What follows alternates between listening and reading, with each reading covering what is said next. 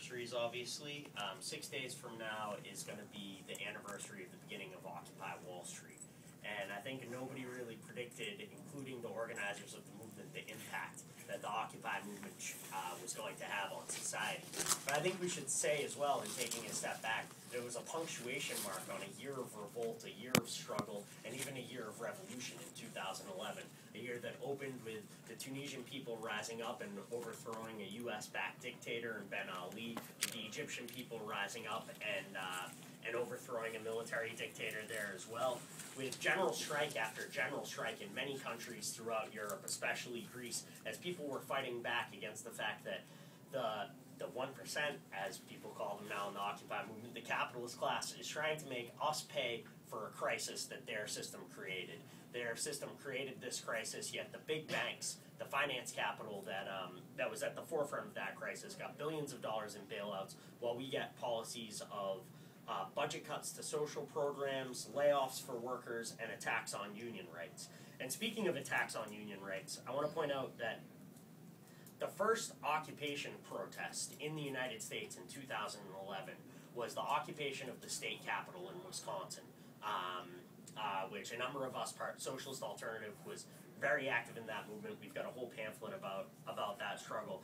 And that was an uprising of working class people occupying the halls of power to say no more, that they wouldn't take these attacks. And I think that this is the backdrop to Occupy Wall Street. This spirit of revolt, this spirit of determined resistance against what the system was doing to people is the backdrop of the events that began on September 17th with Occupy Wall Street. Now, I've seen, in being an activist for, 12 years or so, I've seen and participated in bigger movements in this country. The anti-war movement had demonstrations of up to 1 million people. The immigrants' rights movement in 2006 was a massive explosion of working class anger. But I've never seen a movement make more of an impact on consciousness of ordinary working class people and young people the same way that Occupy Wall Street did. In going home to Plymouth, Massachusetts for Thanksgiving, everyone was talking about the impact that the Occupy movement has had. And it dramatically changed the national discussion about the problems that people face every day. It dramatically changed the discussion about the economic crisis, about home foreclosures, about the bank bailouts, etc. Because if you look back at the year before Occupy took off, in 2010, the political discussion about the economic crisis was about blaming public sector workers that the Tea Party was doing. All the anger that people had, the anger at the establishment, much of it was being funneled into this completely right-wing reactionary phenomenon that was the Tea Party. And in 2011, that discussion about the economic crisis became injected with this language, yes, imperfect language, but pointing towards the inequality and divisions in society of the 1% versus the 99%. And that's extremely important because it's a tiny minority that controls the wealth in society, that uses that wealth to control the politicians, to control the police, to control the courts, to control the state. And because of the accumulated anger that was built up from before the crisis, when Bush was in power and people wanted a change and wanted to have hope for the future, but also the 3 years of the economic crisis, that accumulated anger expressed itself through the determined resistance of the Occupy movement and really struck a chord.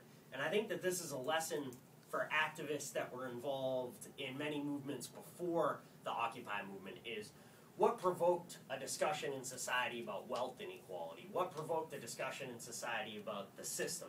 It wasn't labor movement leaders who were trying to sound as reasonable as possible and saying, let's save the middle class and we need to be friends with the politicians that aren't as bad as the other politicians. No, those labor leaders with their millions and millions of dollars in resources did not affect the discussion about wealth inequality and about the roots of this crisis. What affected that discussion was the determined resistance of the Occupy movement. It was people that not only weren't being reasonable with their rulers, but were purposefully being unreasonable. They said, we're here, we're not going to move, and we want to have this discussion. And that's what struck a chord. It wasn't appealing to the powerful, to the rich and powerful to get them to change things, but it was about, in a determined way, naming the rich and powerful as the enemy right? Naming them as the 1% that were carrying out these policies that were hurting the vast majority of society. I think also the beginning of the Occupy movement, it was important that it wasn't just a one-off protest. It wasn't a protest where you were going to go, you were going to hear a bunch of really good speeches, you were going to chant a bunch of really good chants, and then go home, right? The encampments in the early days of the Occupy movement provided an organizing space. It was somewhere that you could go at the end of the day that you knew there would be labor activists, there would be anti-racist activists, there would be women's liberation activists, there would be young people all over the place discussing ideas, right? And those encampments were powerful as an organizing space in the beginning. But as with any movement, the initial impact of a movement can't last forever, right? People get exhausted, people in the movement itself get exhausted, people outside the movement looking at it aren't necessarily continuously interested at the same level, and that the movement can't last forever. But another reason, can't maintain that initial impact forever. But another reason for that is that movements that are making an impact come up against the fact that the 1% don't want to see movements succeed, that challenge their system. And what they did was they did a coordinated state attack of state repression on the Occupy movement all throughout the country. It was not a mistake that in every city where there was a big Occupy movement, that police raids were carried out on encampments all the same day. All those mayors had a meeting with Obama present the day before to coordinate this attack. And as socialists, we see that as a reflection of the role of the state in society. What the state is there for is to enforce the inequality of one class against another, right? It's fundamentally what it's for. And especially in the U.S., the heavy-handedness of the state is carried out on the most oppressed people in society. And that's reflected in the racist police violence that we saw in Anaheim, in the racist police violence that's seen regularly in the U.S. As well. So with these arrests, with this taking away of the encampment,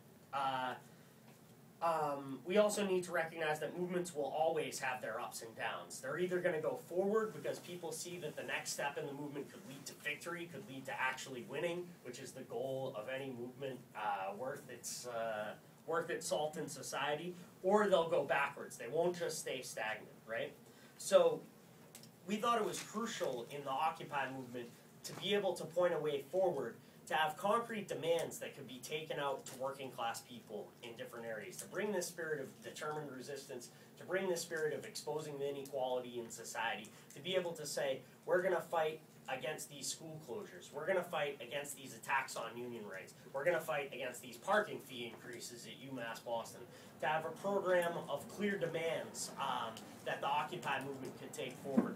And partially, I mean, this is the way the mainstream media attacked the Occupy movement by saying, you have no clear demands.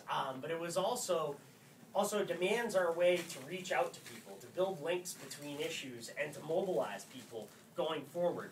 And I think one place, one thing that's indicative of this, that the one place that the Occupy movement, although it's had its ups and downs as well, has actually